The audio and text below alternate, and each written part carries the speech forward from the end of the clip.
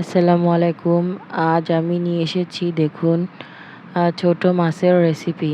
চলুন কথা না বাড়িয়ে আমরা মূল প্রসেসে চলে যাই। দেখুন আমি এখানে আগে থেকে কুটে ধুয়ে পরিষ্কার করে রেখেছি। এখানে আমি ছোট মাছ নিয়েছি বা পুঁটি মাছ যেটাই বলুন না কেন, আমি এখানে দেশি পুঁটি মাছটা নিয়েছি। আপনারা আপনাদের পছন্দ মতো যে কোনো ছোট মাছ নিতে পারেন। এখানে 500 গ্রামের মতো পুঁটি মাছ নিয়েছি। আমি আগেও বলেছি আমার পরিবারের সদস্য কম। আজ আমি এইখানে শুধু একটা সবজি দিয়ে এই মাছটা রান্না করব, সেটা হচ্ছে টমেটো। আমি এখানে চিকন ফালি করে টমেটো কেটে রেখেছি।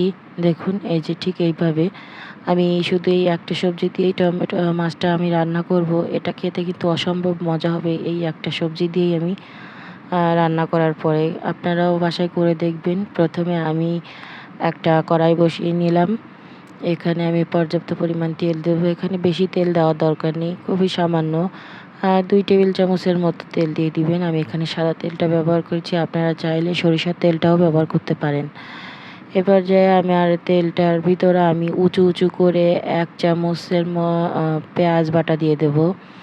আমি এখানে কাঁচামরিচ অ্যাড করব। আমি 1 চামচ কাঁচামরিচ দিয়ে দিলাম, এটা আমি মিহি করে নিয়েছি। পেঁয়াজ বাটা, কাঁচামরিচ বাটা, এবারে আমি দিয়ে দেবো আদা বাটা। আদা বাটা কিন্তু আমি উঁচু করে দিইনি, 1 চামচ দিয়েছি কিন্তু সমানভাবে। এবারে দিব আমি রসুন বাটা। রসুন বাটাটাও আমি সমানভাবে দিয়েছি 1 চামচ করে। এবারে আমি দেব জিরা বাটা। জিরা বাটা আমি 1/2 চামচ দিয়েছি। মশলার পরিমাণটা অবশ্যই ভালোভাবে দিবেন। এখানে আমি দিয়ে দিলাম স্বাদ মতো লবণ,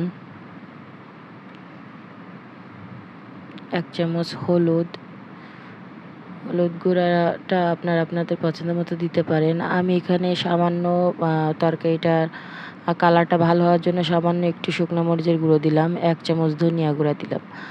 আচ্ছা, যেটা বলছিলাম, আপনারা মশলাটা একটু ভালোভাবে দেওয়ার পরিমাণ মতো দেওয়ার চেষ্টা করবেন। দেখুন মশলাটা যদি বেশি হয়ে যায় সেক্ষেত্রে কিন্তু আপনার তরকারিটা তেতো হয়ে যায়, আপনার তরকারিটা খেতে ভালো লাগে না। যতই আপনি সুন্দর করে মন দিয়ে রান্না করেন তাতেও আপনার ভালো লাগবে না, খেতে খুবই বাজে হয়ে যাবে, একটা তিতকু ভাব হয়ে যাবে।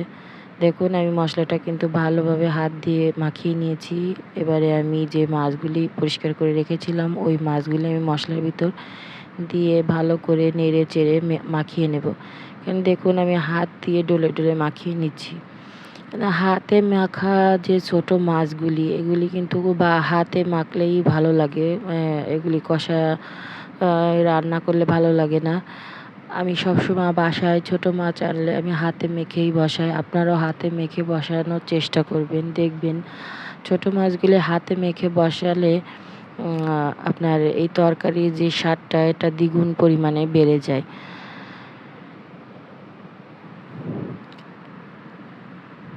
এখন আমি যে টমেটোগুলো কেটে রেখেছিলাম ওটাও আমি এর ভিতর দিয়ে দেবো। মাছ, টমেটো, মশলা সব ভালোভাবে একটু ধৈর্য ধরে সময় নিয়ে নেড়ে চেড়ে মিশিয়ে নিতে হবে। দেখুন আমি যেভাবে করছি দেখলেই বুঝতে পারবেন। মাখানো তরকারিটার আসল স্বাদটাই আসে হাতে যখন মাখবেন তখন। আপনি যতটা সুন্দর করে মাখতে পারবেন আপনার তরকারিটা ততটাই স্বাদের হবে। দেখুন আমার কিন্তু এটা মাখা হয়ে গেছে।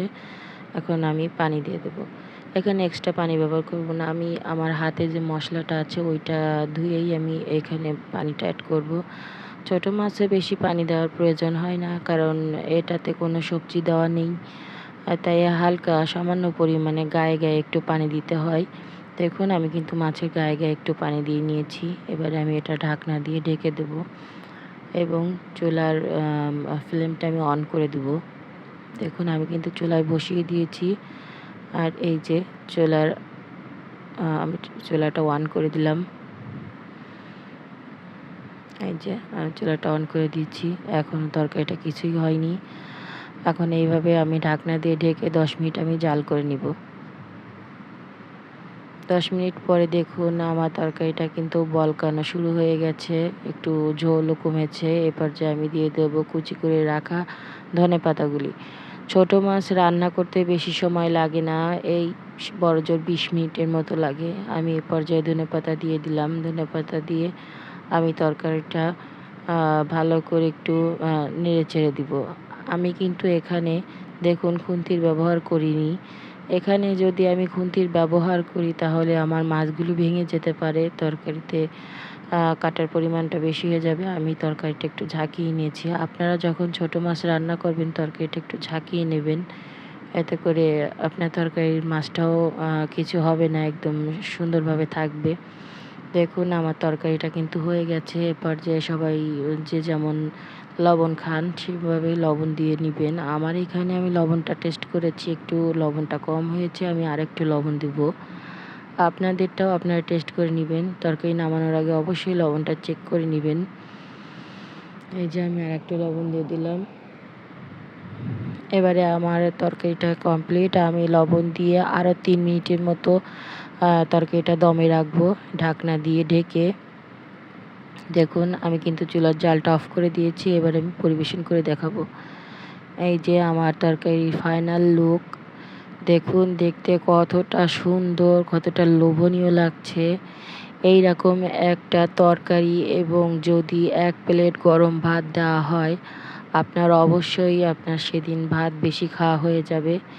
আসলে পুঁটি মাছটা অবশ্য বেশিরভাগ মানুষ শীতের দিনই পছন্দ করে, কারণ পুঁটি মাছে শীতের দিন শরীরে একটা তেলতেলে ভাব এসে যায়। এইরকমটা 1 প্লেট তরকারি আর গরম ভাত যদি কারো পছন্দ না হয়, সেটা খুবই দুঃখজনক। আপনারাও বাসায় এটা তৈরি করবেন, দেখবেন কতটা ভালো লাগে আপনাদের কাছেও। আমার ভিডিওটি ভালো লাগলে লাইক করবেন, শেয়ার করবেন, কমেন্ট করবেন এবং আমার চ্যানেলটি সাবস্ক্রাইব করবেন। আপনারা যদি বাসায় করেন অবশ্যই কমেন্টে জানাবেন আপনাদেরটা কেমন হয়েছে। আশা করি সবার কাছেই ভালো লাগবে। সবাই ভালো থাকবেন, সুস্থ থাকবেন। ওকে, বাই।